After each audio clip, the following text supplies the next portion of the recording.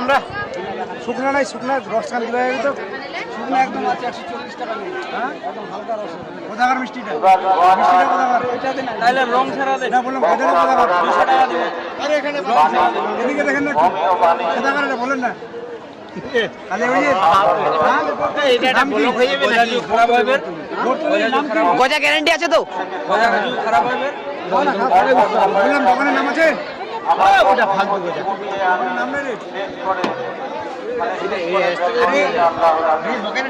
বললাম গজার সাইজ ভালো আছে দাদা, টেস্ট করে সাইজ ভালো আছে। সাইজ ভালো আছে কি জানো? গজার সাইজ ভালো আছে। এই এরকম সাইজ হইলে আজকে 3 বছর পর আজকে গজা খাইতে আসছি এখানে।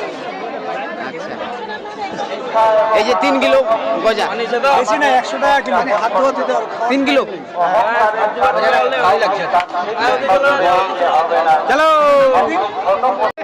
এই যে গজা আমরা খাচ্ছি, মালিক একটু রিভিউটা দাও। না খুব ভালো গজা।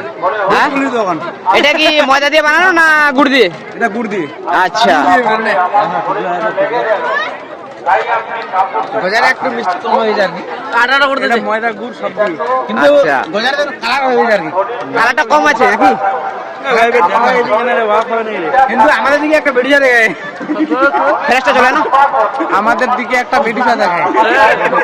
বাংলা কাতার মা বোন। সাইজ